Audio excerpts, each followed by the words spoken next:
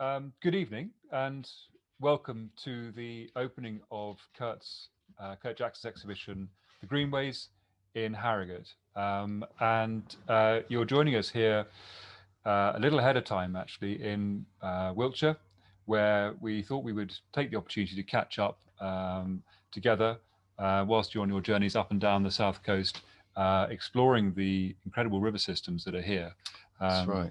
So just the chances of me getting to Harrogate are, well, who knows? Yeah, absolutely. We don't slim know. At the moment. So love to be there, but as they say, you can't plan anything more than a week ahead at the moment. So no, you really can't.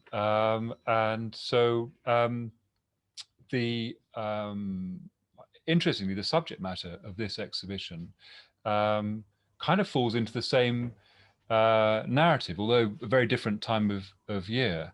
And so what I thought we would do is to just ask, if I may, a few questions just to introduce the exhibition, to understand it, and share it with you, really. The sort of experience that you went through, the thoughts that went behind those incredible paintings, which we are showing in Harrogate at the moment. Cool. Well, where would you like to start? Well, I wondered if I could just put you into the headspace of where you were, to describe the scene for those people who are coming to the works for the first time. This was the beginning of what we now have all called this lockdown. And I think, even now, looking back on it, I think we all feel that it was quite a revelationary time. I know it was very difficult for everybody, not least of which because of the, casualties that went exactly that. But we I think, look now, as we are in the middle of winter, back at that extraordinary period as something of a reconnect with the landscape. And so I wondered if, we could sort of come and see it through your eyes a little bit as to what you took stock of, I think about a month or so when we connected after we'd gone into lockdown. Well, I mean, that tragedy of that beginning of the pandemic and that lockdown, what it happened to collide with in a way was one of the most magnificent springs leading into midsummers that we can remember in recent years. And I think that, combined with this sort of reassessment that lots of people went through of their immediate locality, their surroundings, the environment, and often nature as well, was, for many people, I think, was a helping hand to get through those difficult times. Yeah, we've really connected back with nature. I think we suddenly all realised the potential nature has for well-being and just survival almost. So this body of work, it wasn't planned. I didn't plan to make a body of work, let alone one called The Greenways. I had no idea what I was going to do during lockdown. I knew I was going to paint and work and sculpt and everything else, just because that's what I do every day anyway. Religiously, absolutely right. But basically, I made a piece, an original first piece that came out of walking through this patch of new woodland that Caroline planted 20 years ago. Yeah. And that's the route from my house to my studios. It basically goes across 2 fields, one of which Caroline planted, and so has now formed this area of seemingly traditional woodland. I mean, this was when you moved in as a young couple into the rocky outpost of St. Just, West Cornwall, Cornwall, and really set to do something which I think, certainly then, even to some degree now, was at the front end of the sort of environmental narrative. I mean, you were very clear about your objectives there. I remember early times speaking to you about it and your plans for the area. So those young whips of trees you put in were part of a... Yeah, I mean, we were, I suppose, trying to shape our life following our ethics and principles, which are all about sustainable living. And I mean, that means a whole host of different things. And I guess 20 years ago as well, it was quite early days for many people in trying to establish what that meant and how to go about that. And so, yeah, our domestic lifestyle, my studios, etc., that was all planned as essentially carbon neutral or even carbon positive. But it just seemed to go along with that while you're doing that, we should be planting trees. And I think probably the reason we did that was yes, it was about carbon change, sequestering carbon into the environment. But it was also about rebuilding a habitat that had disappeared from that area of West Cornwall many years ago. And by positively working to enhance a habitat and restore a habitat, in this case woodland, you're also maximizing biodiversity, i.e. you're bringing more animals and plants to an area. And this to us is just very worthwhile, but also, as in this case, it feeds into making art, because a lot of my art is about the environment, but it's also about my and our environment, i.e. the place me and Caroline it's live. very personal. I mean, it's teeming with life, which I think is a real tribute to your endeavours, because I wouldn't say that most gardeners would go, that's the spot where you can really grow anything you want. But you really have. It's amazing. No, it's a marginal place, you know. Yeah. It's elemental in terms of it meets the storm's face on from the Atlantic.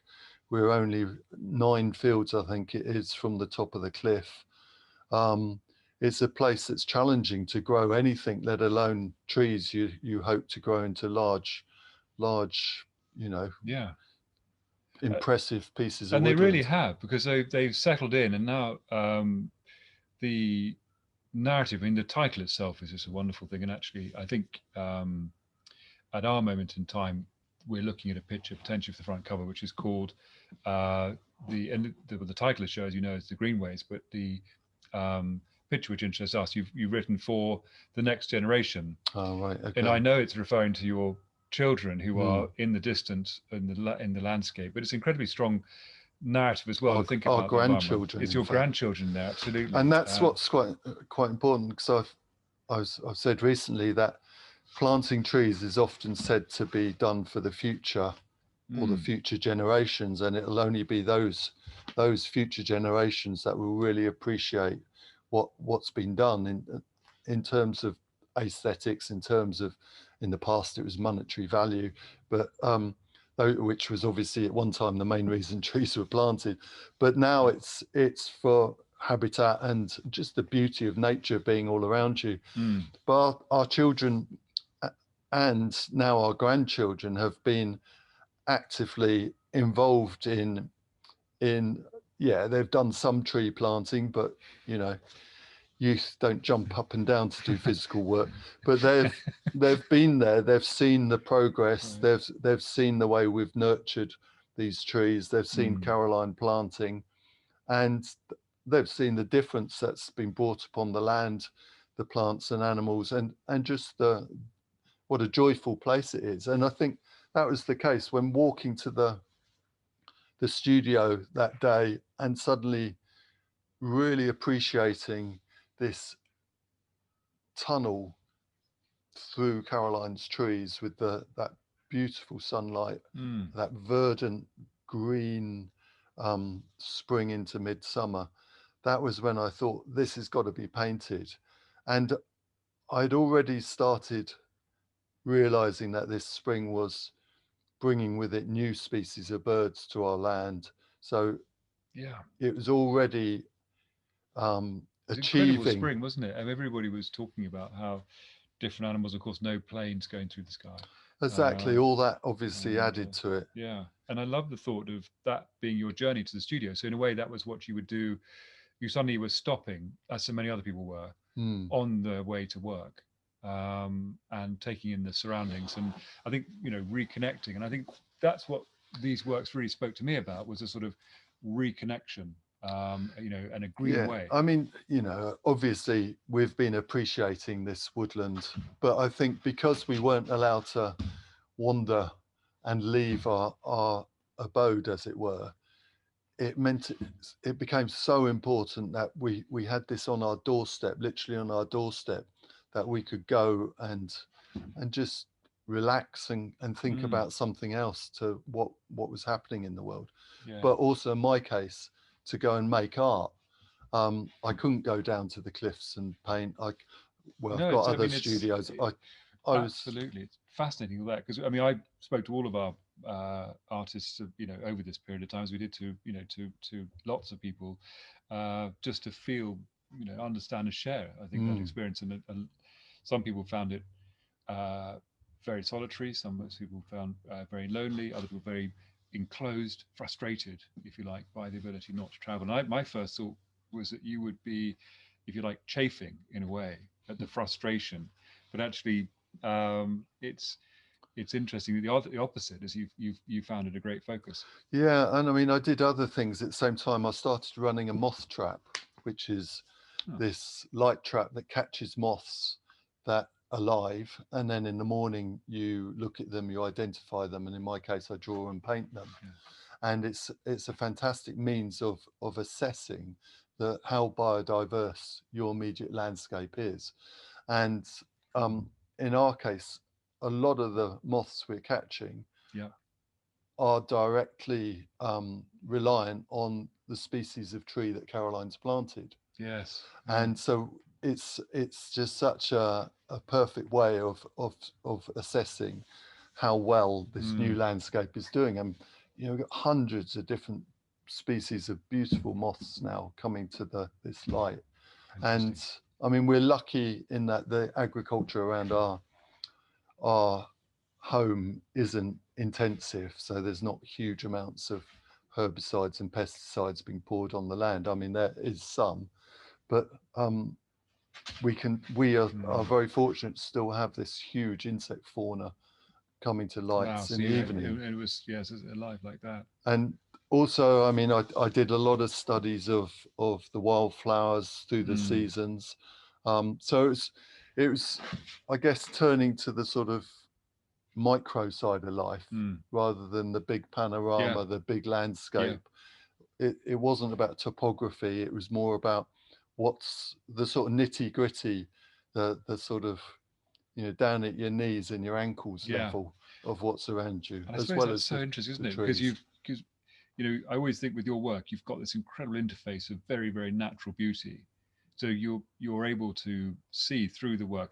There's a lens, if you like, which comes in and focus straight away when you look at your work, which is, this is a really beautiful rendition. This is something that's very moving visually. And then you get into the topography, or then you get into the zoology. I want it to work on different levels. I want it to be trying to get over how I'm appreciating the world out there, or I've got concerns about the world, or I'm upset about the world, or whatever, depending on the subject. I want it to get over this idea of that we shouldn't take for granted this fantastic, rich, biodiverse planet we live on. It's also, obviously, it's the dog at my foot scratching along the floor. It's also obviously about making art, and so it's about mark making and color and texture and all the rest of it.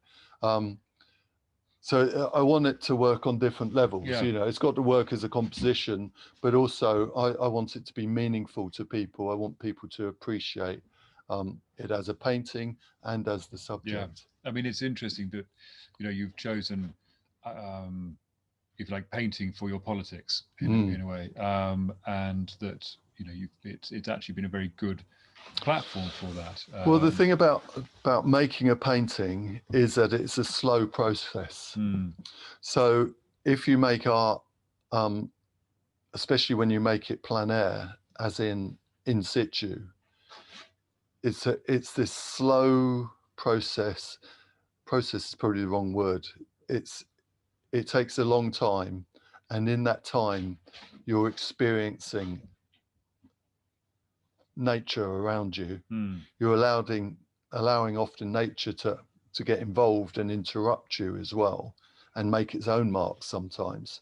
And I think that's how it differs to photography, because the nature of photography being a fast medium, I mean, it doesn't allow for that. I don't feel. It's an interesting idea. So it's a sort of more like an assimilation of time. And I think that's really important, that experience and that feeding into what I'm doing. And it's almost like a collaboration between the natural world and myself in making this what I do. You give me your amazing subject matter, I'll give you your time, or my time as it well, were. maybe, yeah. Or maybe, I'm speaking up for you. Yeah. Maybe. But it's very particular to that period. I mean, I've seen so many of your works, and unfailingly, you're moved by the landscape and the sense of knowing the locale. That it's not just a generic; it's a particular place, particular time. It's very important to me to understand how the world ticks, and what's going on around me. And if it is a place that I'm not completely au fait with, like some of this area in Wiltshire, then by way of making art out there under the sky allows me to educate myself and therefore understand, hopefully become intimate with the land and understand how it's working and why it's working and what it's all about. So that's an important part of it to me. So, anyway, back to the greenways. I'm going to read you a poem. All right. I wrote quite a few during the time. I mean, I'm writing all the time, but obviously many of them don't reach the light of day. But this one's very pertinent to this particular project of work. It's called Green Tunnel. Through midsummer, inside this maelstrom of green, arching shade shapes the way through.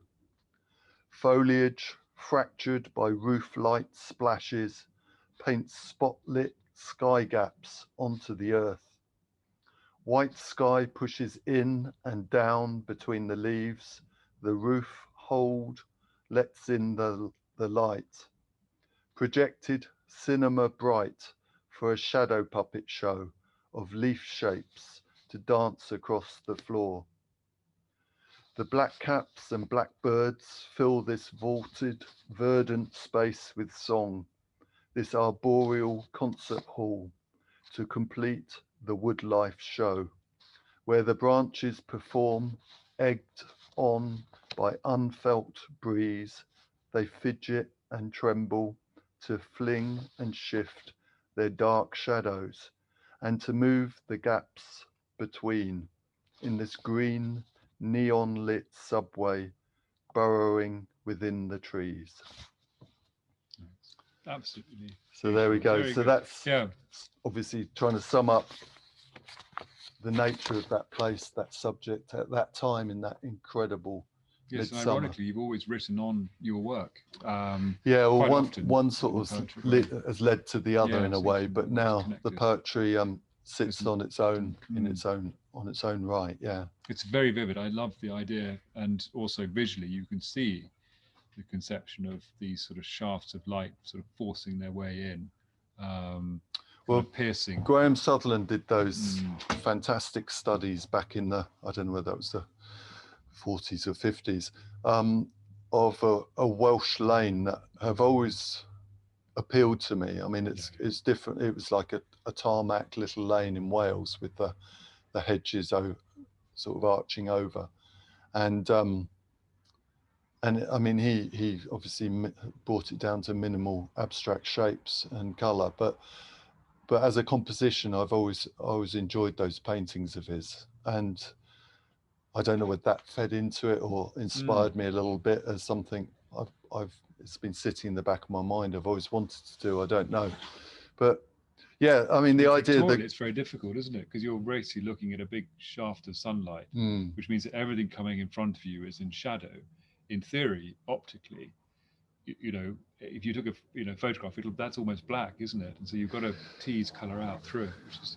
yeah, I mean, the whole subject is about contrast, Mm. but also perspective because of these routes through the woodland. Yeah. And yeah, I mean, it's a challenge, but it's a beautiful subject to be faced with. And yeah, the greenways. So on one level, it's physically just these walkways through the woodland. On another way, it reflects this idea of planting a habitat for the future, as a means of battling climate change and the loss of biodiversity. Yeah. Absolutely. Well done, Caroline, and her shovel, and you. I know, because it was been a team effort. Yeah, Caroline, 15,000 plus trees.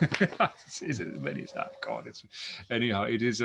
It's a remarkable body of work, and as you know, we sit very closely in thoughts on what these works say about the environment, and it's very special that you can say it in this way as well. And there's an intensity to them which is very special. So I hope everybody who comes to see them enjoys them as much as we have, and do check back in online to see the exhibition, and then go home and plant a tree. And then go home and plant a tree. Absolutely, good shout. Best thing you can do, I think, isn't it? What's saying that? And the next, what's it? Best thing you should have done is plant a tree 10 years ago. The next best thing is plant it today. Yeah, that's it. Very true. Yeah, brilliant. Perfect. Well, great examples to follow. So thank you very much, and thanks for coming in. Thank you. Yeah, being here ahead of time. I think that'd be great. Cut. Yeah. Cool. Done. That's when. So I did this in.